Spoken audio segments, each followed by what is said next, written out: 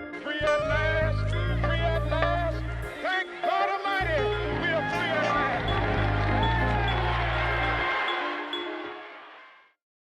We are going to be celebrating and reflecting on the great Rondo community as a centerpiece for this month. Looking back to move forward, many of us remember Rondo. Many of us have been a part of the spirit of Rondo, which lingers amongst us, although the street may be differently named. We are here, and we want to celebrate that spirit that has encouraged the spirit of people who are strong and enduring amongst us, and which really does help to glue us all together as we move forward. So thank you all for being here to be a part of that. Some very special memories will be shared with us here today in that same spirit, a sense of place, and reflecting on and celebrating Rondo. We have three special guests. I'll be introducing the first shortly, but I should say Rondo icons, including Marvin Anderson and also Frank White, are here to share with us the work that they have been doing and the community that they've been a part of to uplift this month's celebrations. And then we have Mchie, who is the founder of the African American Registry. So we'll introduce them each separately. First, I want to introduce you to Marvin Anderson, who was born in St. Paul in 1940, grew up in the Rondo neighborhood, and he has earned a bachelor's in political science at Morehouse, a JD at Hastings College of Law, and an MS in library science at the University of Minnesota. Served as a Peace Corps volunteer. He says it's the toughest job you'll ever love, as the recruitment ads in those years proclaimed. And he served in Senegal during the 1960s. I didn't know that, place I've always wanted to go. Passed the bar exam following his return to Minnesota and helped write the Minneapolis Civil Rights Ordinance. His private practice finds him one day at the University of Minnesota Law Library, setting the stage for a career as a law librarian, and he served there 22 years at the state as the state law librarian. Marvin devotes countless hours to his work and love as a lifelong community volunteer. He served on multiple nonprofits in the community, and I think a hallmark of his service has been that he co-founded and organized the Rondo Days Festival, which is still with us and marked this past year its 30th year of celebrations. He is truly a pillar of our community. Marvin Anderson, I remember Rondo. I want to thank Commissioner Carter. It's always a pleasure to be introduced by somebody so special to me. Happy to be here on a program with Benjamin Mchie in the African American Registry. It's a real honor, Mr. Mchie, to see you again, and I'm glad I'm going before you because you're a hard man to follow. I see Frank White and Bill Peterson here. Bill Peterson and I were in high school together at St. Paul Central. He's about 10 years older than me. I'm glad to see you're still moving around, Bill. It's always a pleasure. Ritas Fletcher, I'm glad to see Ritas. Sam Powers is a fraternity brother of mine, and it's great to see him. And I see two members of the Rondo Avenue Inc. here. Our treasurer, Marvin Scroggins, is here. And our board member for many years, Jackie Cooper. I think Jackie's here also. So I just want to recognize two of our Rondo board members before I get into my presentation. And I found out that Yaya is from Senegal. So I had an opportunity to say a few words to him and Wolof, not Jola, and I've been down to his home. He's from one of the most beautiful regions in the world. It's called the Casamance. And the capital city is called Ziguinchor. And it has a very exotic name, and it's filled with palm trees, and not too far from Ziguinchor is this beautiful, I think Club Med started there. Yes. The very first Club Med was started in a region where Yaya was from. So, bienvenue ici à Minnesota, Yaya. And thank you so much for being a part of the program. I'm here today to talk a little bit about Rondo. I have 20 minutes to do so, and I want to get started here with kind of walk you down memory lane, just to give you an idea before I get started. It gives me a chance to catch my breath.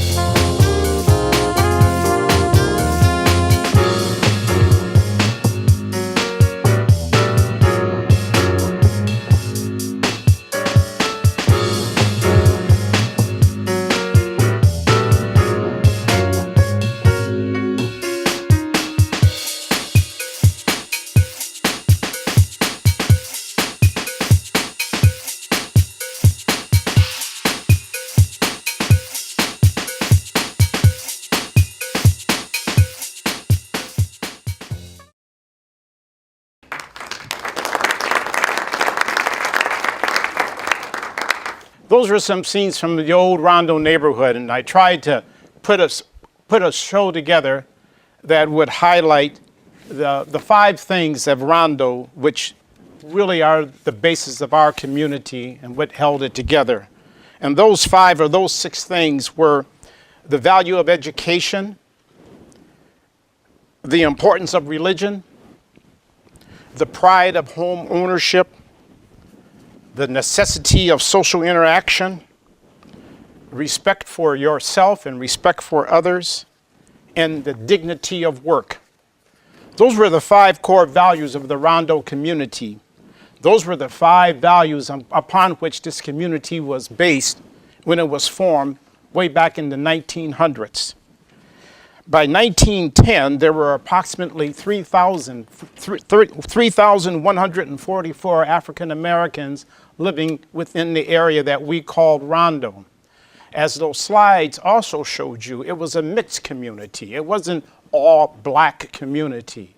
It was a community that was made up of a number of people. It was the spot that was predominantly African American, but throughout our life, it was shared with people from all sorts of backgrounds, Russian Jews that would be there, whites, Indians, blacks, Latinos. We all lived together in Rondo. Rondo Street itself, from Rice Street to Lexington, was the concentration of the African American businesses.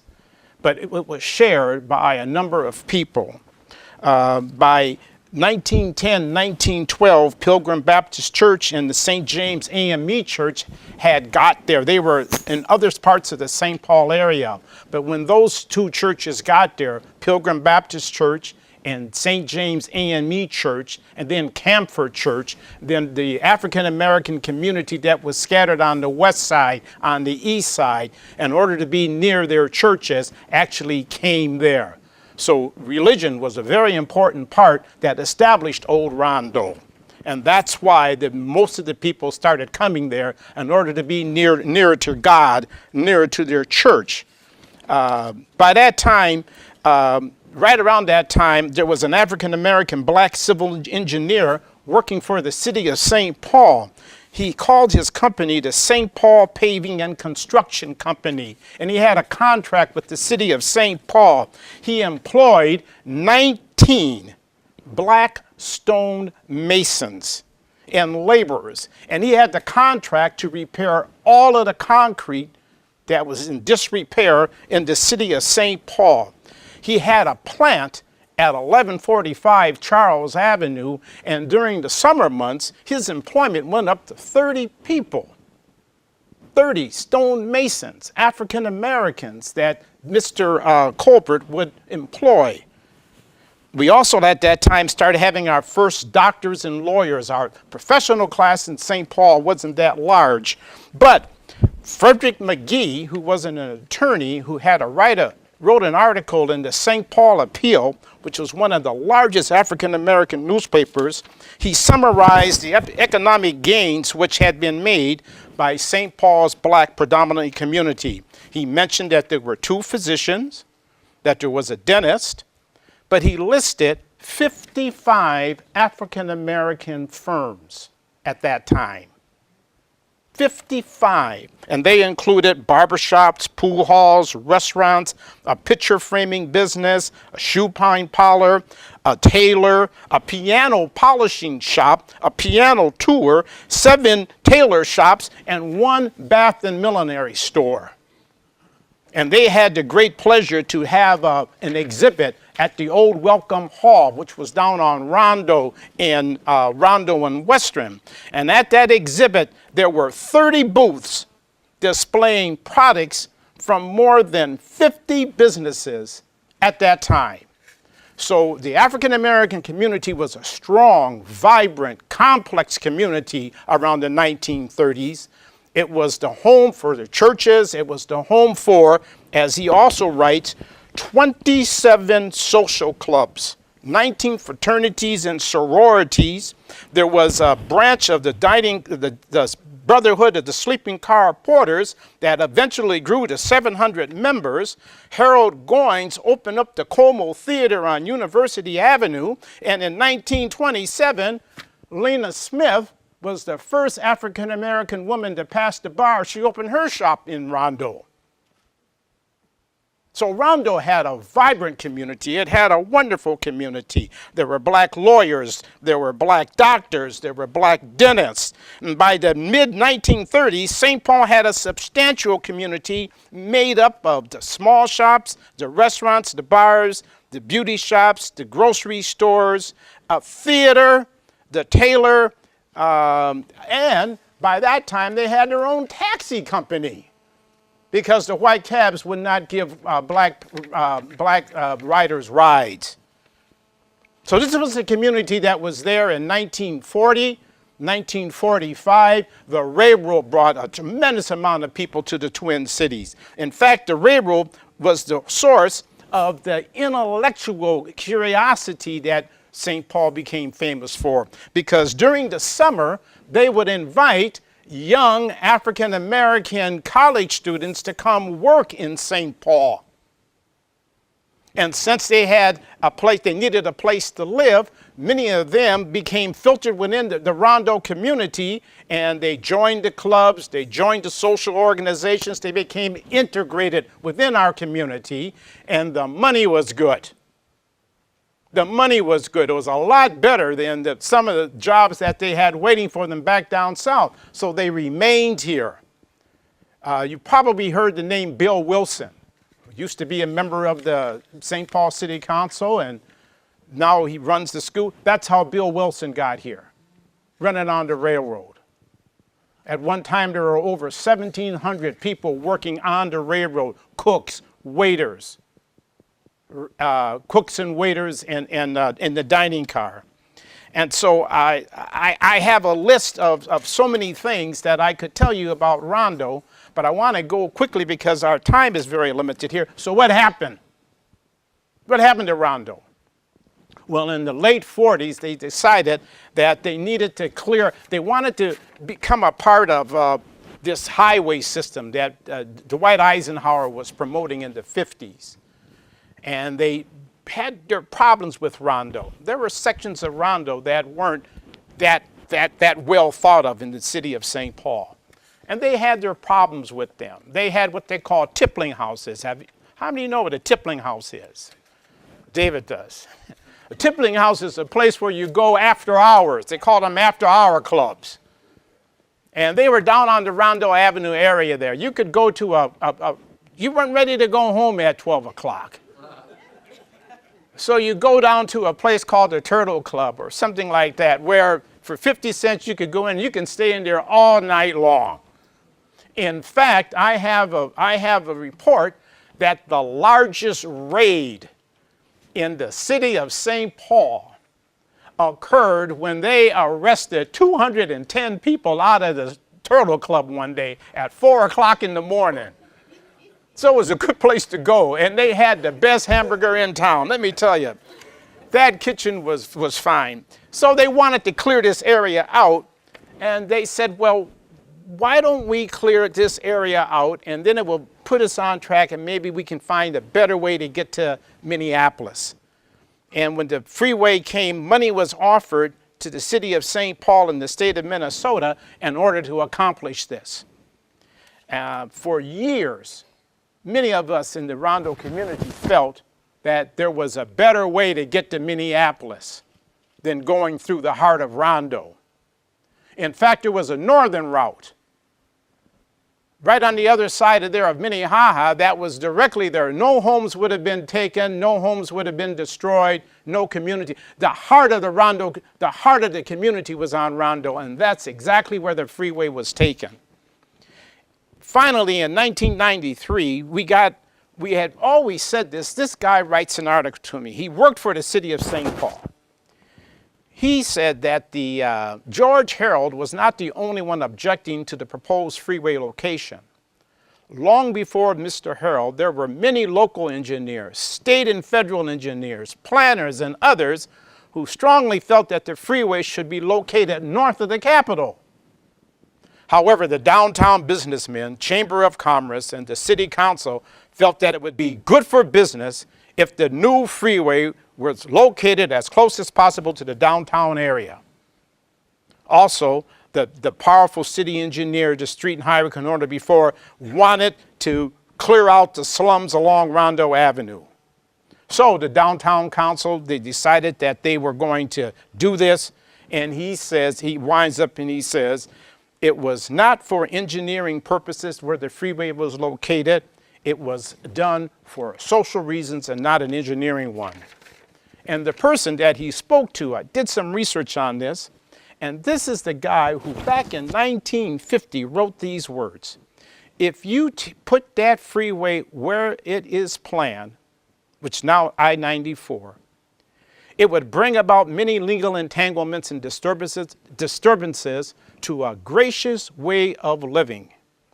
A way of living that is for the people. Their standards and their values should be the first consideration, and they have a right to be left alone. That's what they said.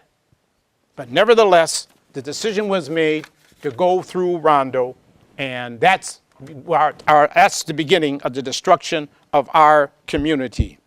And very quickly, in the last 2 minutes that I have, 3 minutes I have left, so what do we do about it? What are we going to do about it? Well, 30 years ago, we decided to bring back a little celebration called the Rondo Day celebration so that we might remember, we might celebrate those core values, we might celebrate the people that we knew had a deep influence on our lives. Because we knew our community wasn't a slum. We knew that the people in our community had respect for each other. We knew we had grown up in Rondo was like an overgrown living room for most of us. It was the beginning of that concept. You live in a village. The village takes a part of you. People know what you were doing on one end of Rondo. By the time you got home, your parents, I'm not making fun. This is the way it was down there. And the people who grew up on Rondo, Frank and Rita's, Jackie, Marvin, they can tell you that's the way it was. So what we decided to do, we decided to have the celebration, which we've now had for 30 years. It's our 31st year. And on your table there are two things that I want to call your attention, then I'll be done. I got 5 minutes left. Okay. Before I get there, I just want to do a couple of things. This is, I had a list of people. My remembrance of Rondo before the freeway came through, it was a place where you could leave your doors open day and night. A place where people would take you in and look after you, whether you needed a job, a meal, or a place to stay. Neighbors would love, protect, and even discipline each other's children. We expected it and depended upon it. There were corner stores to get your bread, milk, and eggs, on credit to feed your family until the next check. I lived on Dale, near Rondo. I remember Rondo when the streetcars ran every 15 to 20 minutes, stopped at every corner. We would take the streetcar to work every day. We used a token. They were 10 cents. There were many black businesses on Rondo's. The drugstore where the teenagers would meet from all. Barbershops, beauty shops, doctors, dentists, insurance, a photo shop, a grocery store, tavern, barbecue restaurant. I'll never forget the man with the truck who sold ice and cold. Although I've forgotten his name, I'll never forget Rondo. These are people. Remember, so here's what we've done. We're trying to do the celebration, and this year, Rondo Avenue Incorporated, which is now in charge of the festival, has decided that we want to think about building a museum, a place to consolidate, a place where we might bring all of the information to Rondo to one central location. And you have in your presence there a little kind of description of it. And what we say is the main purpose of the Rondo Community Museum will be to create programs that educate, inspire, and demonstrate the core values of the Rondo neighborhood. These core values, the dignity of work, the value of education, the importance of religions, the pride of home ownership, the necessity of social interaction, and respect for self and others, provided a foundation for the formation of a lively, complex community that empowered the residents to improve their own lives and those around them. And it will be a way that we can transmit these values to today's youth, because we think that they still have relevance today. Why is it important? It's important because, dear Mr. Anderson, thank you for your reply. My name is Amy Bill, and I am the teacher of a 7th grade class in Chaska that has chosen Rondo as its history project that they're going to submit to the regional history competition. We are wondering if you would be willing to sit down and talk to us about Rondo. Dear Mr. Anderson, I am the St. Paul Community Education. I'm working with a professor who wants to conduct a course called The History of the Rondo Neighborhood. So everywhere people are talking about Rondo, everywhere people are trying to do what they can to make Rondo, you know what I'm talking about. They have a word for that, for Rondo. So Rondo Avenue League has decided that we're going to take charge of this. We're going to be the ones that decide how this history is going to be created. And if any of you would like to talk to me or Jackie or after the presentation today, and you have skills or you're interested in more about the Rondo Community Museum, I'd be happy to tell you about it. And I'd like to end by inviting you to our 2nd annual Mardi Gras celebration, which is going to be on March the 1st. I have to quit right now. Sorry. Too much. Marvin, you could talk all day about Rondo, and we'd never get tired of listening to you. Thank you so much for packing so much information into such a small period of time. I want now, well, first of all, to say thank you, not just to you, but to those others who've lived the Rondo experience and who are here with us today, and to all of you who will join in advocating for the preservation of this history and culture. Certainly take advantage of the invitations that Mr. Anderson has shared with us, and invite others to come and share this history and this knowledge with us throughout the month. And now, I want to turn to my new understanding of Mr. Ben Mchie and welcome you to Mr. Mchie. My new understanding is the correct pronunciation of Mchie. So I would like to share with you that Mr. Mchie is best known as the founder and organizer of the African American Registry. Some of you have been able to log on and to see the online storehouse of accumulated histories of African American history, the largest ever retold through the voices of those who have lived those histories. His formal education is in communications, which would fire for him an ambitious yearning for learning and to promote learning among young people. He began his career as a TV camera operator, and that started him on a path to becoming an award-winning documentary filmmaker. He has honed his storytelling acumen as an editor, as a director, and as a producer, and he's also a noted author, historian, lecturer, scholar, and teacher. Today, he too will be sharing with us reflections on Rondo history and its people, and why we should all labor together to preserve that history. Please join me in welcoming Mr. Ben Mchie.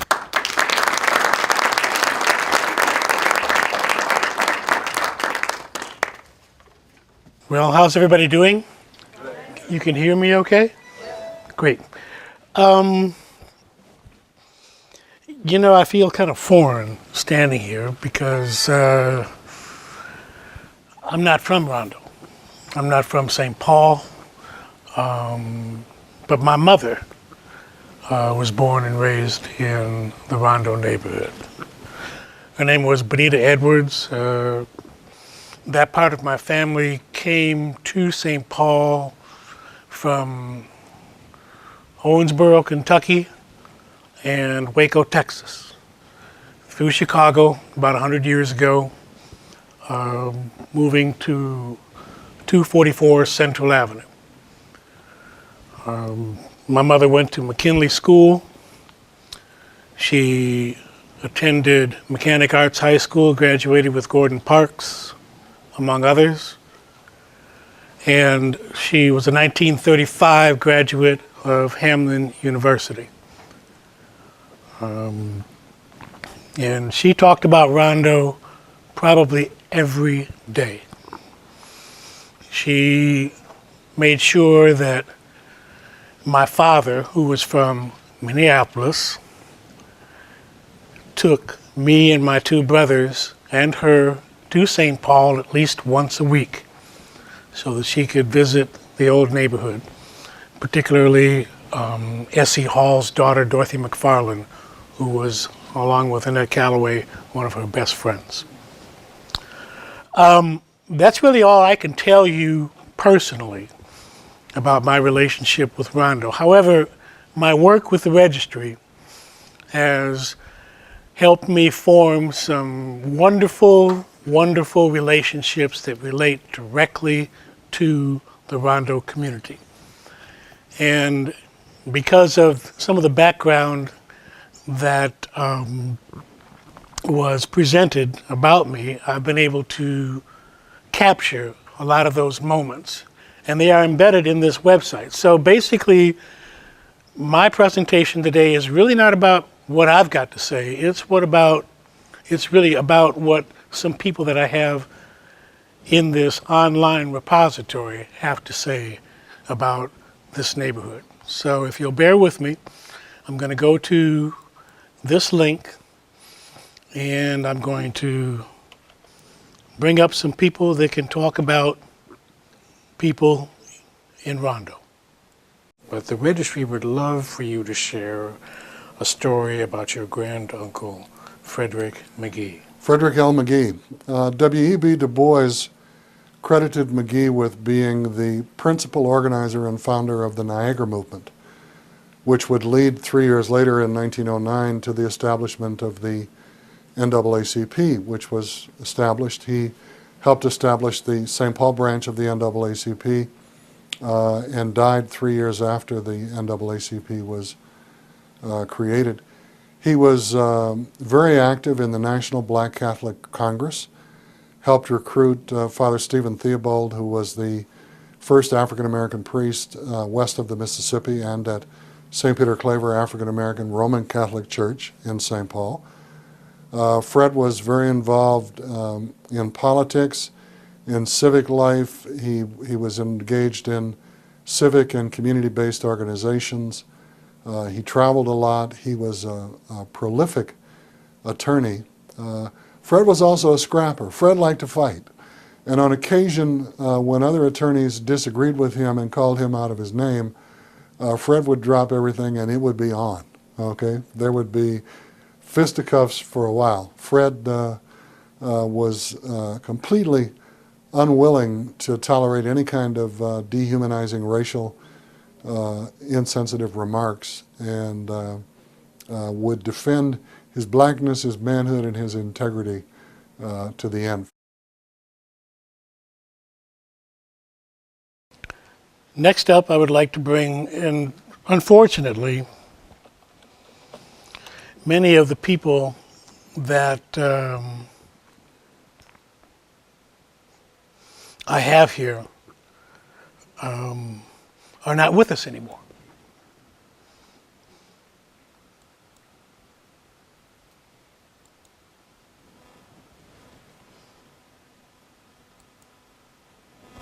If there is one main thing missing in today's African American community, what would it be?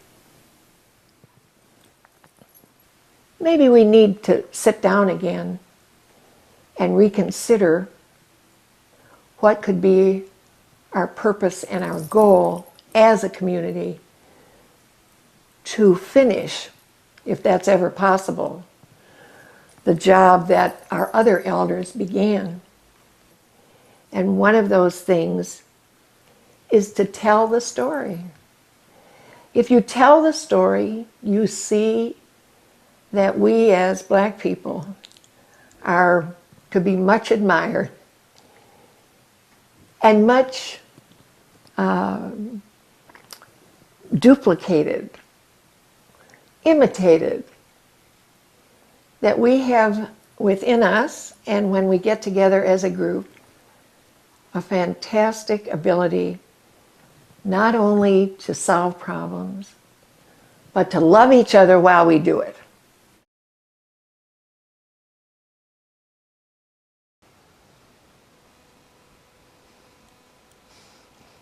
One of my favorite St. Paul people. You have talked to me personally, and you've talked to others about your experience with the March on Washington in 1963. I love that period.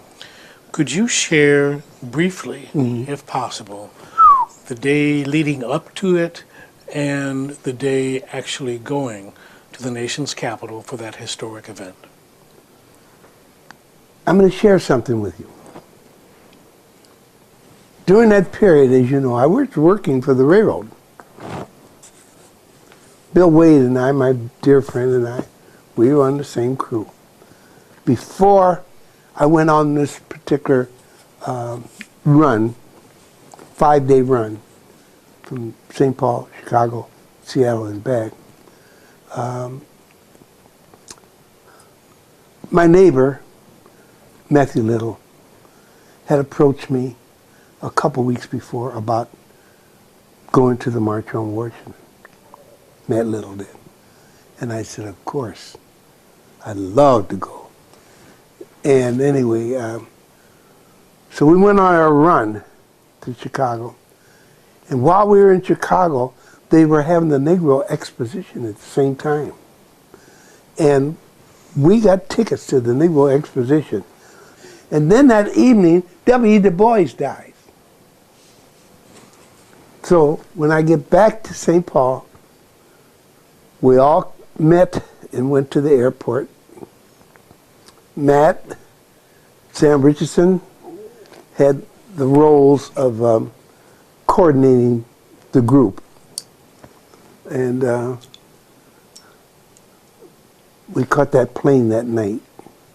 And we spent all night long on that plane writing our memorandum to the congressmen for them to look at, talk about civil rights legislation things. But boy, that was a powerful thing. I was on cloud nine. I had never been involved with a diverse group of people, primarily those of African American descent. But all kinds of people were there. And like somebody defined it as a picnic, but it wasn't a picnic. These people were serious. They weren't playing. We had it. No more. We're not going to be a double standard group of people in this country. This was it. And we're going down with whatever it was at that time.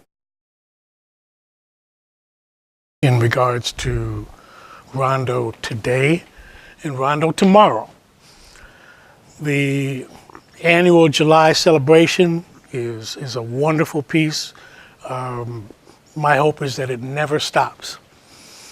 And one of the reasons that my hope is for that is in part because my mother is from Rondo, but it's also because of the importance of the preservation of memories. The question that I ask all of the people that work with African American Registry, whether it's in our programs or whether it's in our black box interviews or whether it's in our staff development pieces, is we have to make sure that we have an affirmative answer to this question. How are memories destroyed? How are memories preserved? And with that, I'm going to close with Mr. Mchie again, because I'm real sensitive towards him these days, because he's been sick. But we talked a lot, and he underscores the importance of that preservation greatly. And as a man from St. Paul, he understands it in a way that I think resonates greatly with this fine program. What wisdom can you share with a young person on why connecting with elders is important? Our relationship to resources like the African American Registry and to our parents, grandparents, and the elders in our community is essentially about our history. And the relationship of any people to their history is the same as the relationship between a child and a mother. As the Negro poet Saunders Redding said, history is a clock that people use to tell their time of day. History is a compass that people use to find themselves on the map of human geography. History not only tells us where we've been and where we are, but where we still must go and what we still must be and do. And there is no one better equipped and prepared to help us benefit from the mistakes of our past without having to repeat them than our elders. And no greater tribute that we can pay to ourselves than to honor those who sacrificed, who did without, who suffered inhuman conditions to make the benefits and the privileges that we have today possible. If we're the fruit, they're the roots. And if we don't respect and nurture the tree from which we sprang, then we deserve to be deposited in the trash can of history. I want to thank everybody in this room for being here. I especially want to thank Mr. Anderson, Ms. Carter, and everybody who is intrinsically invested in the history of this city, more specifically the Rondo neighborhood. Thank you very much.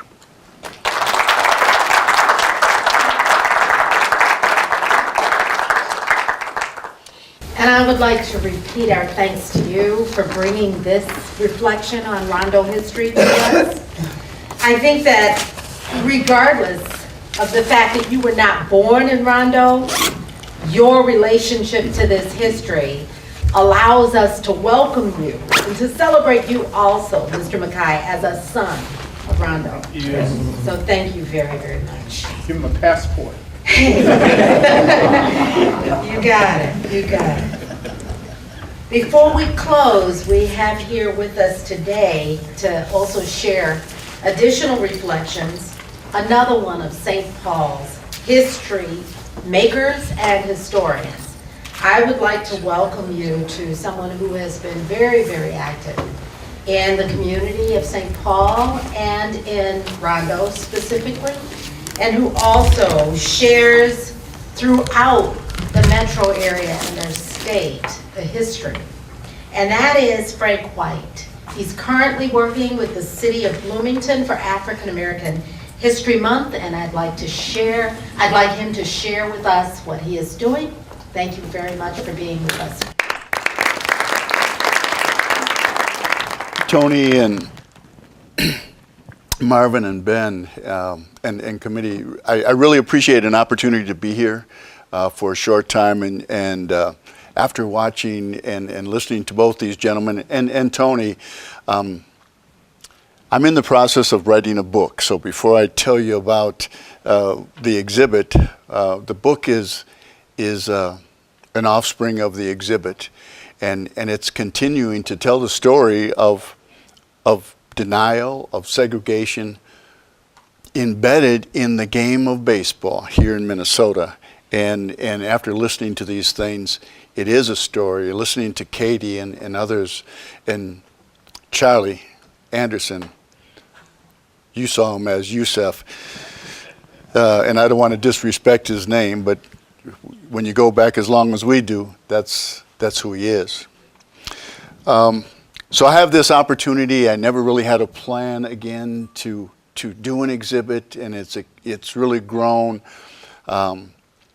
And last year I did a history project around Dred Scott with the city of Bloomington, and they asked me to come back for Black History Month. And my exhibit is there for the entire month.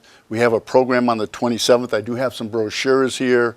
I'm very proud of the exhibit because, as these two gentlemen have shared with us, and Tony, there's a story about awful lot of individuals, a community, especially men, but some women, that played the game of baseball or the game of softball. And I want to continue to tell that story. It's remarkable, the things that I have found out by researching newspapers and websites and oral histories. And in fact, I've already talked to Ben about a picture of the Phyllis Wheatley settlement house that he has on his site. And then today I saw 2 baseball pitchers that I sure want to get my hands on, because I haven't seen them before either. So, hint, hint. So if you get an opportunity, please share again about the exhibit. I've been very proud because it's traveled each of 2010, 2011, 2012, and 13 to libraries around the metro area, and now to be in Bloomington. And I have partnered also with the Minnesota Twins, because if you're under 25, you don't know about the Bloomington Twins, and also known as the Minnesota Twins, but they played at Metropolitan Stadium. So they have partnered with me to tell that early story in Bloomington. Today, I got to tell you, I'm very inspired by those people that I've seen on the screen to make sure that I get my book accomplished and continue that history, because I feel like so many people have shared some oral things with me or my research. I don't think any of you are going to go through all of the newspapers that I've done. There are some people that probably have. So I want to tell that story and share it for young people and others, because it's a story that needs to help continue on with a positive place for African Americans and the rest of the community. So many times there have been negative things get reported, and we need to know the positive things about our community in Minnesota. So thank you for being here. So